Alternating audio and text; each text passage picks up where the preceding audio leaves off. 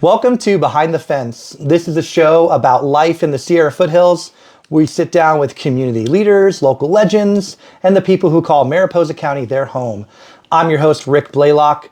If you enjoy conversations like these with the folks that have shaped our community and tell stories, I hope you'll follow the show along. Share it with someone who loves this town as much as I do.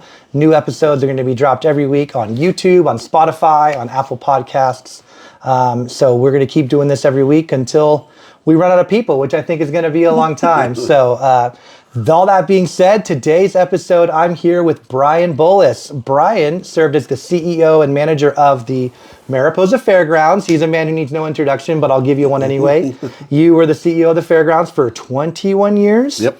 And you retired at the end of 2024. Yep. So a little over a year since you've retired, and now you're enjoying spending more time with your family, I'm sure, traveling, visiting friends, and I understand you're still volunteering here and there at the fairgrounds. Is that right? Yep, I help out when need be, and thank you for having me here. This is a real honor. Absolutely. Thank you for being here. So I want to start by looking back. Were you born here in Mariposa? Was your family originally from here? Can you tell us a little bit about that? Yes, I'm a third-generation Mariposan. My grandfather worked on the Whiteview Railroad.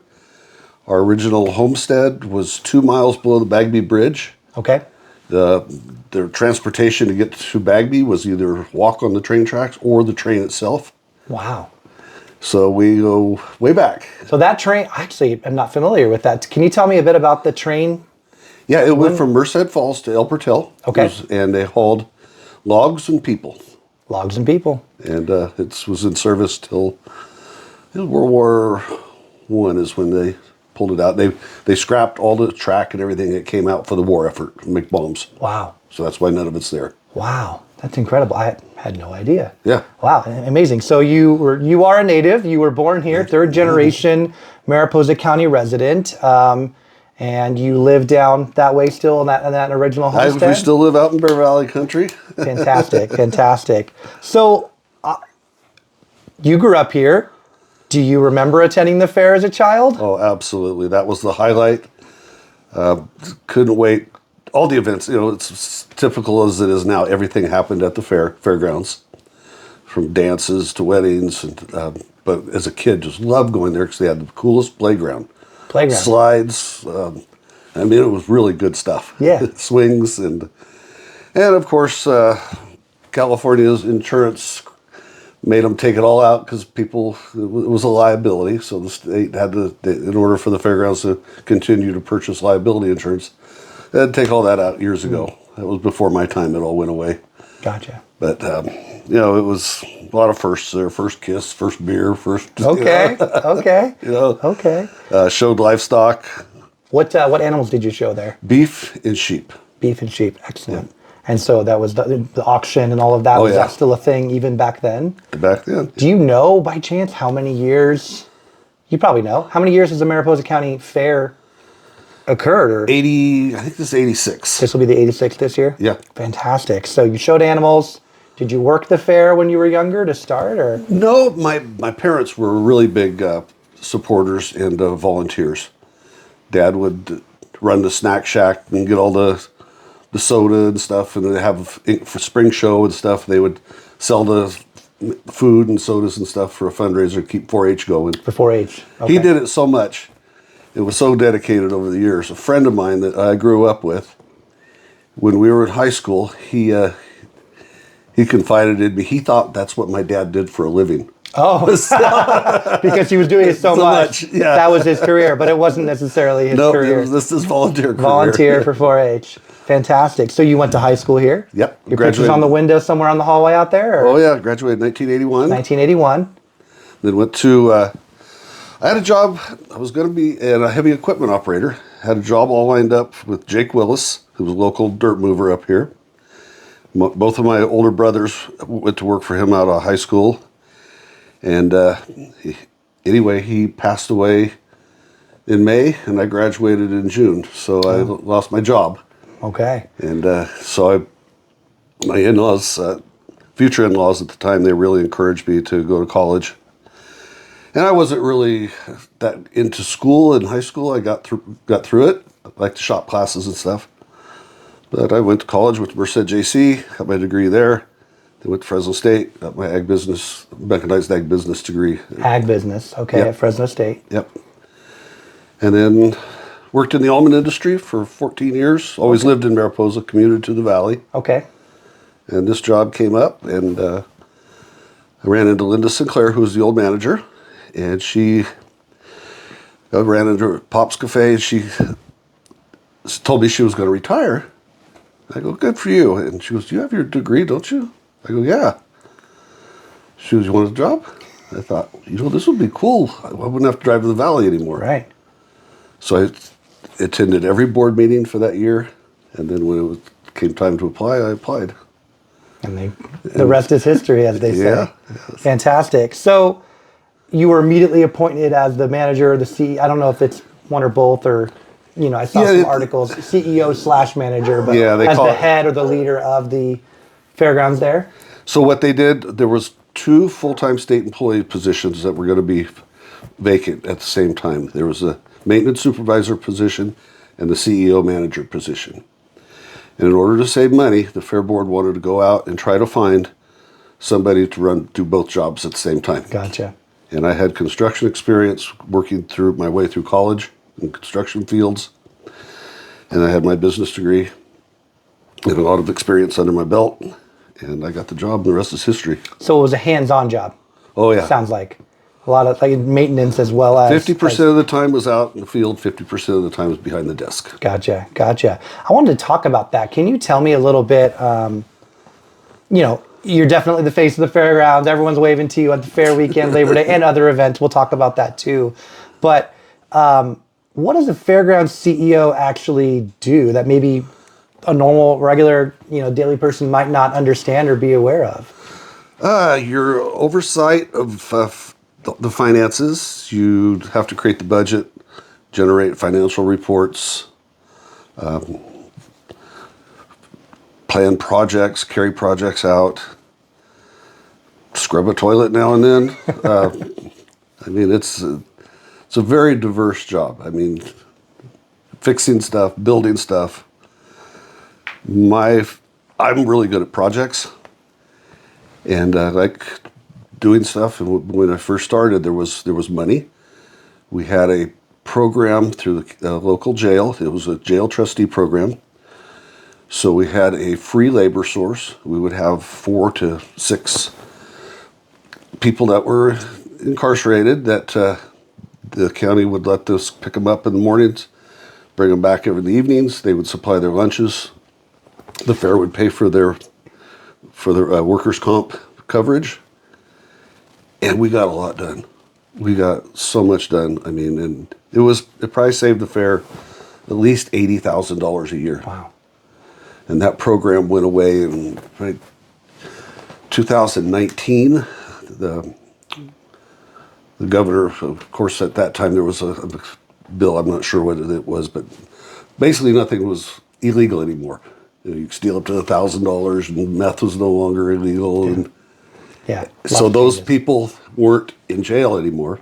So the ones that were in jail were too high risk. I see. To come out and work. So the pool of inmates that could work there, if I'm hearing you correctly, were for lower offenses, we'll call it, and nonviolent and lower now, offenses. because of the changes of laws as to what is or isn't a felony, or what is or isn't a misdemeanor, then that It did not only pool dried up. not only affected us, it affected CAL FIRE, the inmate crews that they use for fighting fires. Until they had them up at Mount Bullion. Right. They're gone. It's all paid firefighters now. A lot of change. It was a rewarding program because I was able to help people. I had a guy, I ran into him at Pioneer Market Sunday. He was one of the jail trustees and went through the program with me. He was up here going to church with his girlfriend. They live in Merced. But he stopped me. He came up, gave me a hug. He says, thank you for helping me. Getting a little emotional It's all here. right. That's all right. That's what we're here for. It was cool to be able to help people too. Yeah. I think that's what people might miss about that program that's non-existent anymore, or at least massively decreased, is the relationships that could be built there, the skills that could be taught. and it could set somebody up to change direction. Yeah, we did helped a lot of people. Yeah, I and bet. they were helping us getting fairgrounds in good shape, and they were learning skills. And if they were good workers, once they served their time and got out, if I had part-time work, I would put them to work on payroll. Wow. And get them going. Yeah, excellent, excellent. Well, I'd rather make good taxpayers out of them than to turn them. So. right, turn them around. That's excellent. I did not know that, so thank you for being involved and helping people out there. Yeah. That's excellent. I want to ask you about the structure of the fairgrounds. I understand that it's technically a state property, or it's owned, the grounds, the facilities, that's state property, California state property. Is that correct? Yes, there's two structures of fairs in California. There's county fairs, which are owned by county entities, and then there's what's called DAAs, District Ag Associations, and they are owned by the state and governed by the state. County fairs are governed by the local board of supervisors. State fairs, which we are, we're governed by a board that is appointed by the governor. Okay. We have a 9-member board that's appointed by the governor, a mixture of Republican, Democrat. Can I ask you, is that board, that's a board that's appointed over all of the state fairgrounds? Each fairgrounds has a board. So you have a specific board for the Mariposa Fairgrounds? Yes. Okay. Yes. Appointed by the governor? Appointed by the governor. Does he appoint people in our community? Yes, the way it works Okay. is the people who are interested in serving on the board, there's an application process they go through, resumes, they can send it up to the appointment secretary, and when they need to appoint somebody, they see if they have anybody that's applied for that particular fair. If they don't, the past years they'll reach out to maybe the Republican Central Committee or the Democratic Central Committee, and have those people get the word out, say, hey, we're looking for board members. So I went through a lot of board members over the years. Right. I mean, I've had a couple of them that have stuck it out the whole time, my whole career, which is really good. And How long did the terms serve? that's How long would you every serve? 4 years. It's a 4-year term. And the governor would either reappoint you or appoint somebody in your position. So if somebody's interested in serving in this community, there's definitely opportunity to have a direct involvement into the future of the Mariposa Fair Yes. grounds themselves. Yep. Fantastic. Yep. Excellent, excellent. So that's an interesting dynamic. And Yeah, essentially, were they your boss then? Because, you know, I have 9 bosses. you have 9 bosses. I've seen that movie, Office Space. And they change every couple of and years. they changed. There's some politics involved over the years. Sure. But if you know what, the success to my career is I've always had a supportive board. They have trusted me, give me enough rope to hang myself, and they actually approve the financials after the money's spent. Right. You know? Interesting. Yeah. And Just that's because of the state budget structure. Yeah. How that works typically. Yep. Yep. So we're owned by the state. We're governed by Fairs and Expositions, F&E, Okay. and they're the money people. If there is any money to allocate out to the fairs, they're the ones that determine who's going to get what and how much. Okay. And they also regulate us. We have to produce an annual budget for them. We have to present what's called a STOP. It's a statement of operations. It's a year-end financial report, very, very detailed on exactly where everything was spent. For sure. Yeah.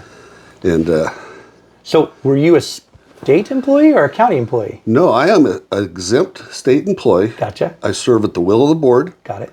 So every November, they would have, at our board meeting, they would go into closed session, and they would do a manager's evaluation, and then they would determine if they were going to retain my services for another year. Well, 21 years, you must have been doing something right.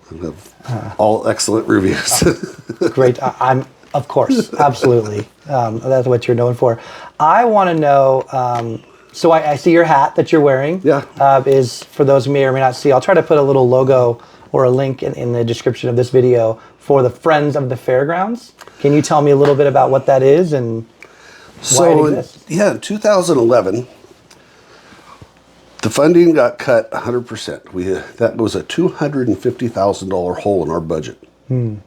Without warning, It was it was at the end of the recession. Governor Brown cut us out of the budget.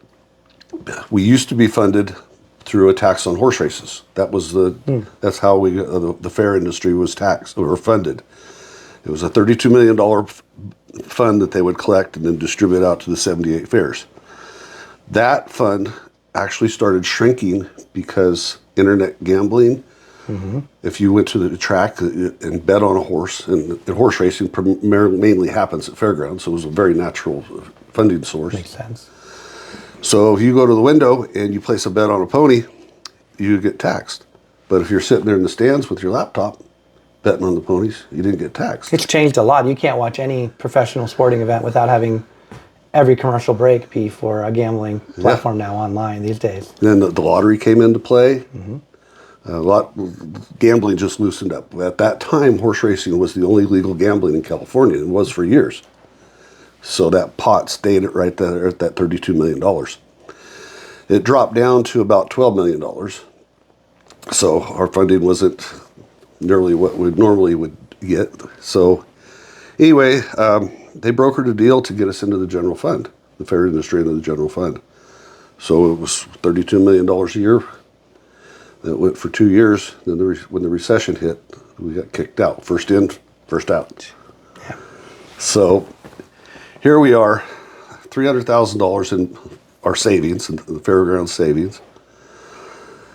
We lose $250,000. We basically it was budgeted as a break even every year.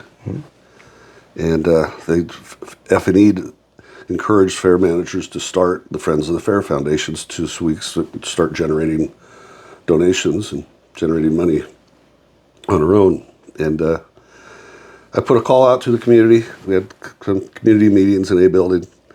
Had 80 to 100 people show up. First one explained this whole situation, and I just this cream of the crop group of people came up to help out. They had all these different experiences and walks of life. Some of them had experiences starting a nonprofit. So I had no clue what I was doing. Yeah. Yeah. But I affectionately call them my gift from God. Okay. Because they stepped in. We formed the Friends of the Fair, started fundraising, became family. They've raised over $500,000. Wow. Since their inception in 2020, and that's special money to me because that's money from the community giving it to the Friends of the Fair to help the fair. So that shows our relevancy. Right. This is people that care about what the fairgrounds offer, not just the fair, but the other events, which we'll talk about shortly. But they care about this facility and the community that gets brought together from these events, and are able to help me understand if somebody is interested now in participating. Is that still an option for monthly? What does that look like? $20 a year for the membership, $40 for a family. Okay. They stop by the fairgrounds office and to fill out, get a little application, drop off a check, tax deductible. Fantastic. Donate as much as you want. Donate as much as you want. Donate a lot of money to your local fair because it's an excellent place to be. That's great. That's great and so it's helped. Just to put a bow on this, though, the Friends of the Fairgrounds, our group here in Mariposa, has helped keep the fairgrounds afloat because of the lack of state funding at this point. Exactly, and some of them have been revenue generating projects. None of the money goes for wages or anything like that. It's infrastructure, technologies.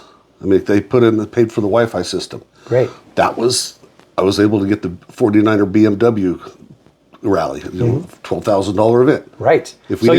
Wait, back up really quick. So you're saying Friends of the Fairgrounds donated money, infrastructure upgrades to the fair, like technology, Wi-Fi, which allowed you to bid or be eligible to have events at the fair, which produced revenue for us. Yes. Fantastic. Then they also funded we have 4 tent cabins. We have a vacation rental house in the back parking lot. They've paid for the remodel of that. Those 2 little businesses, that's another $50,000 we make a year. Fantastic. And I love revenue generating projects. If you Absolutely. could spend If it get a return on investment in 5 years, let's do it. Let's do it. So stop by the fairgrounds, sign up to be a member, Friends of the Fairgrounds, get that going. We'll definitely be doing that here for sure. I want to shift to talk about the event that everybody knows, that is the fairgrounds event, and that's our county fair, the Mariposa Fair that happens every Labor Day weekend. I always personally love it. My birthday's early September, so it's always really fun right around my birthday. Our family moved here in, I want to say 94, and we that was the highlight, to get the wristbands as kids and to go on the rides, and now to see my kids do the same. It's a big event, man. It's a huge event. I'm sure you don't. Well, tell me what goes into planning that event. How early does planning start? Right, it's February when we're recording this, late February. I'm assuming that if you were still working there, you'd be planning for that now. Is that correct? Entertainment would be hired by now. Wow. Okay. Schedule events would be on, getting done. Yeah, it's very, very important to get your entertainment booked early. Right. Because there's only so many entertainers. There's so many different fairs. So you want to get those good entertainers you want so they can figure their routing out. Especially Labor Day weekend. I'm sure that could be a high demand time. Yeah, there's like 4 fairs going on that weekend. Yeah. Wow. We do have some good entertainment on those weekends. So it's pretty much a year-round event then, a year-round effort, to plan for the fair. What's the biggest change you saw? You started 21 years, so that probably would have been, trying to do the math in my head, 2003? 2004. 2004, and you finished. And what was the biggest change you saw when you first took over to your last fair? Probably the bureaucracy from the state. It was to the point where I was like, I'm done. Bureaucracy from state fire marshal. They are a self-funded organization. They're part of CAL FIRE, but they don't get any money from CAL FIRE. They have a patch on their jacket. That's all it is. But they have to go out and charge other state agencies for their services. It's like $280 an hour to regulate you. And so I went for years. I had such a good rapport with our state fire marshal. She goes, Brian, you run a clean fair. You know what I'm looking for. She goes, I'm deputizing you as your own fire marshal. The only time I want to hear from you is if you do a pyrotechnic show. And we were quit doing pyrotechnic shows. Not planning to do that up here. No. So I went for 7 years without seeing a fire marshal. Saved us a lot of money. Then 4 years ago, I get a call 2 days before fair from a fire marshal saying, we see you're having your fair and you haven't pulled your permit. I go, ma'am, I didn't know we had to have a permit. So I explained the whole situation, what I just explained to you. And she says, yes, my boss is Polly, and she told me about you, but this has changed. And I go, she goes, didn't you get it in your annual training last year? I go, ma'am, it was COVID. Nobody got together and trained. We should talk about that too. And so anyway, I had to jump through all these hoops to give them a schematic of the whole fairgrounds, show every electrical panel, fire extinguisher, exit. Wow. Yeah, and this is 2 days before the fair? 2 days before. It's not like you didn't have a bunch of things you were already planning to do in those 2 days leading up to the fair. And then they came down and actually did an inspection. But every year it gets worse and worse and worse. And now last year it was 2 inspectors. So they come in, they mandate that they have to come in. They then come in and charge you, or the organization, the fairgrounds, X dollars per hour per person to inspect or to validate that things are. Plus you're paying they tack on any training they want, travel time. So and I think it's like $280 an hour per guy. I mean, it's little picky stuff. Like they wrote up CAL FIRE last year because the CAL FIRE booths. Yeah. Because they didn't have a fire extinguisher. The one that's like outside the building over there as you're walking up? They had an engine with a crew up there. Yeah. But they didn't have a fire extinguisher. They didn't have a fire extinguisher, so they got wrote up on it. Okay. Wow. Yeah, and then last year their big thing was canopies. Canopies have to have a fire marshal sticker on it, a tag that has been treated with a fire retardant material. So if a lot of those vendors, I don't mean to cut in, but a lot of those vendors I recall seeing year after year after year that are the same vendors. they have their canopies. They go to Target or Costco and they buy a canopy. That's not good enough. well. Yeah. Actually, the carnival had one set up out on the carnival lawn, and it had the fire marshal tag, and they were trying to make them take it down because fire marshal was spelled with 2 L's. When it's supposed to be, when they spell it with 1 L. Right. So but it had the tag, but a fake tag or something? No, it was just somebody spelled it wrong. So bureaucracy. I just hated that. It just drove me crazy. Yeah. There's so much anxiety and stress, and because it doesn't. I don't like doing things that don't make sense and aren't profitable for the organization or better. What would you say to somebody that might be like, well, this is important. We have to make sure, we have exit signs, and if there was a fire in the building A with all the booths, we have to get out. And maybe I'm answering my own question. So but. All that stuff is already taken care of. Right, and it feels different than CAL FIRE needing an extinguisher outside on their engine for their booth. That's interesting. It's very frustrating. But now it's to the point where we used to just have an annual inspection and a fair inspection. Now they're making the fair, in all fairs, pull a permit for any event over 100 people. And they're charging a fee for each event, which we have to tack on to the renter. Mm-hmm. We had to have hand drawings of our facility was not good enough. We had to have hired an engineer to have CAD drawings of the whole fairgrounds to where we can go in there and just play and plug. They want to know where every table, every chair. Do you think that these new regulations could potentially negatively impact our ability to host events in this community? It already has. It has. I mean, it is happening. It's like they're trying to put us out of business. And all they're doing, they're creating their own fund. They went from 90 fire marshals in California to 300 in a couple of years. A matter of years. Wow. Yeah. So it's not CAL FIRE, it's the fire marshal's office. Totally I always want to clarify that. I love CAL FIRE. Yeah, absolutely. We do love CAL FIRE. I mean, we're living in a fire zone, absolutely. But they're just bureaucrats with a badge. Yeah, it's a shame that this type of bureaucracy could lead to not only a lot of extra work, and on the surface it might initially make sense, or if someone's initially explaining it, oh yeah, that kind of makes sense. We want to make sure that everything's safe or whatever, but it feels like not seeing the forest through the trees with things like the fire extinguisher example you gave, or other things are now costing us more, costing our community or your this organization more money to do any basic event. Yeah, and any material used for decorations or anything has to have a fire retardant, has to be treated for fire retardant. What about like, I had a couple of high school dances there. They still do them occasionally, junior high or high school dance. I don't know which ones. Mm-hmm. Does that apply to this too? Yep.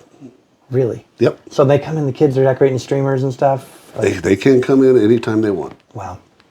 And so tell me then, that's unfortunate, first of all, but I want to go back really quick just to the fair itself. When it's Friday through Monday. Monday it's over. When were you able to kind of like breathe or go grab your fishing pole, or when does that usually happen afterwards? It takes months. Really? It really does. It's because you run on adrenaline, and that adrenaline builds up in your body, and it takes a while to detox. The first year, right after a fair, all the skin fell off my hands. I shed like a snake. Stress? Stress. Stress shedding. Wow. Yeah, that's yes, that's a lot of stress to get those things done. That's definitely scary. So there's never a point when you can say, okay, it's over, because you're still finishing from the previous one, and now you're already planning for the next one. Crunching numbers. So it's a constant thing, and this additional pressure we talked about doesn't help. Nope, not at all. We talked about the fair. Kids love it. We love it. All the wonderful events. You've got the rodeo. You've got the derby. Tons of events. That's not the only thing that the fair does, though. There's more events happening every year. Butterfly Festival, I understand, is that still happening over there? Yeah. In the spring. I'd love to talk to who the folks that are putting that on. Maybe bring you on for a show as we get closer to that. Yeah, that'd be good. Car shows. What other kind of things can you talk about events or weekends that happen there? Motorcycle rallies. Just all kinds of stuff. We bring in a lot of money from other, people coming into the community. We also have a camping business that generates about $100,000 a year in revenue, RV and tent camping. Wow. Which having those spaces we have permanent long-term spaces in the very back of the fairgrounds, so we could use those for long-term folks that are doing PG&E work or stuff like that. Right. So they have housing, because the housing is very limited. So that's another benefit. What about, so big boost to the local economy, having this facility, having the events that we have, not just the fair, but all the other things year-round, these revenue and, producing things like the campgrounds and we all drive by, we see the RVs and stuff on the lawn. Tell me about COVID. 2020, we canceled the fair. Yeah. Stressful time in my life. How did that impact the finances, the revenue? How do we have a fair the next year? Like, how did that? Luckily, I'm not a big fan of this governor, but he was a big fan of the fair industries. He actually put 2020. He put $50 million in his budget for fair support. That's a lot. When we were fully funded, we were only 32. Right. And then the next year, he put $60 million in the budget for the fair industry. So we got some, and then we also we rented a lot of the facility to the county for vaccine clinics. Okay. So that we had that revenue coming in. Right. And so then we were able to, once we did open up, business was booming because people were cooped up, and they wanted to go out and spend money. Yeah. And I see a little bit of a lull in the attendance on events right now because of the economy. Yeah. And everything's so expensive, but no, it was a rough go. It was almost as rough as in 2011 when funding was cut. We had $300,000 or $400,000 in our savings account, and we lost $250,000. Well, I had to backfill that somehow. I can't go to the bank, get a loan. We're a state agency. So I thought, what the hell, I'll try this. So I did a Board of Supervisors presentation, and I went to the Board of Supervisors and I asked them for $125,000 to balance our budget. And they all agreed. We got the money. It comes in increments. You get 4 payments throughout the year. So that year I needed all that money. Next year, same thing happened. I went to them and I asked them for another $125,000. They granted it. I got the first payment, first installment, and then we had a big fire camp breakout. I want to talk about that in a minute, yeah. So those they generate a lot of revenue for the fairgrounds. Right. And I got our reserves back up, and I went back to the county. I said, I don't need your money. They're like, what? Who does that? Says, no thanks, I don't need the extra money. And that bought a lot of integrity. I mean, and then the next year I did the same thing. Same thing happened. I didn't get any payments from them because we had another influx of money. I went back to the county, don't need your money. So I went back twice. And well, I appreciate the honesty in that and the ability to come back and do the right thing. Yeah. I live here too. Well, of course. I want to talk about those fire camps. Obviously, anybody who's lived here for a few years has been impacted by fires, really close or somewhat nearby, and you drive by and there's seemingly 1,000 fire engines filling the parking lot and trailers and bunkhouses. How does that work? You get a call. I get a call usually in the middle of the night. Of course. We were opening camp, so I go in there and start opening buildings, get the keys for all the buildings, start handing them out to camp bosses and show them where everything is. And usually the camp bosses change 2 or 3 times during a fire camp, so you got to do this 2 or 3 times. Yeah. But which is fine. And it's good money for us, but it saves the state a lot of money. If they had to duplicate what we have there out in an open field, by Right. renting all this stuff and bringing all this infrastructure Porta in. potties or whatever, water, all those things that are already there. Wow. Okay. So it's a big benefit for the state to have us ready to go as an emergency facility. How fast does it take to stand something like that up? 12 hours we'll be feeding people out on the football field. That's incredible. Wow. I know thousands of people. Right. That's- Right. Because it's that's not, the- I mean, the multiple fire agencies, more coming in, especially if it turns into a major incident. They're bringing in folks from SoCal or Oregon or anywhere. So it just keeps Keeps building. going. What are you doing during those times? I'm running my tail off. I'll sleep there. I don't go home. You never know when they're going to run over a pipe or something and break it, or, because there's a lot of people, a lot of activity going on there. So it's 0 to hero in 12 hours. Yeah. You're going normal stuff, whatever's going on, and then has that ever impacted in your 21 years? Was there ever a time when that impacted maybe an event like the fair or another big We've event? had that to punt? cancel smaller events. Okay. But nothing, no big stuff. Knock on some wood. No, yeah. That's not wood, but close enough. Good. And like dinners and stuff like that. One year was Grizzly Hall of Fame dinner. But the people are really, they understand that their event is going to be impacted because we have a fire. Everybody's worried about the fire. Yeah. They don't give. Their friends are evacuated. Yeah. Yeah. They're not going to miss going out to a dinner at Building Day. We'll reschedule that for sure. Well, that's incredible. It sounds to me, and there's things that I didn't know, so I appreciate the information. But you're retired now, so I hope I didn't dig up some old stress or some old wounds of state or bureaucracy or those types of things. So you've been retired now for a little over a year. You still volunteer? That's that what you said? Yeah, I still go in and help. I love it. Yeah, I love it. I go in a couple times a week, sit down, meet with Leslie. She's doing a fantastic job. I've heard the same thing. Great job, Leslie. Keep it up. Yeah, Big shoes to fill, but I'm so proud of her. doing She's great. really doing great. This is the first year, right? So 2025 fair. What did that look like for you? Well, What did you do? What did you do? I went back and helped. Okay.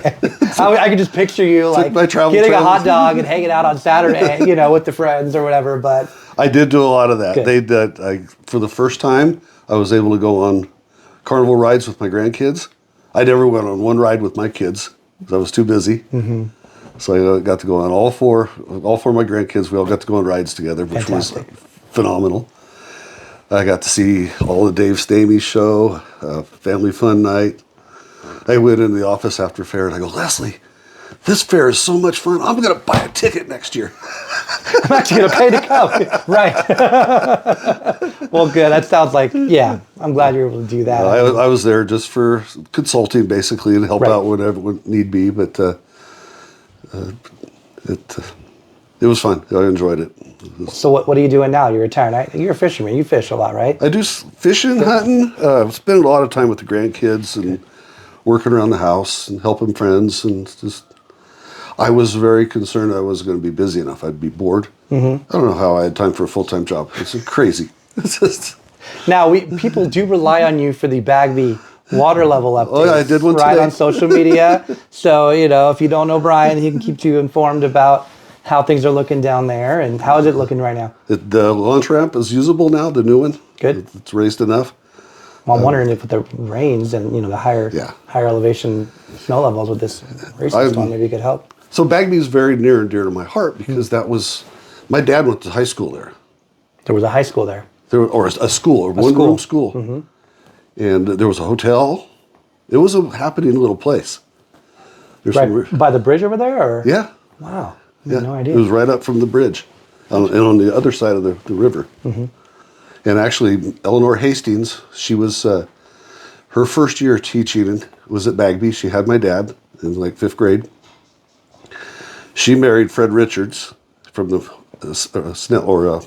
Raymond area, farmers down there. And then they moved to Mariposa, and she went to work at Mariposa Elementary. And her last year of teaching, she had me.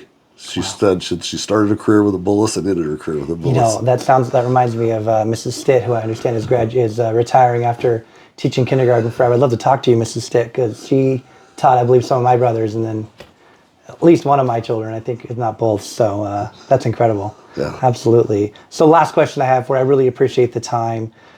Tell me, and I ask everybody this, what's the one thing you love most about living in this county? people, sense of community. Yeah. You see that when, yeah. Nothing else needs to be said. Well, I'm grateful for the time, my friend. Thank you so much. Thank you. This has been Behind the Fence. We're going to be dropping episodes every week. I hope you enjoyed this conversation. Thank you, Brian, for the time. Like I said, we'll be dropping new episodes every week on YouTube, on Spotify, on Apple Podcasts. If you're enjoying these conversations, we hope to keep them going. And so give it a like and a share, and share it with your friends and your family, maybe somebody who's moved away, or those who love this community as much as I do or we do. With that, thank you very much, and we'll see you next time.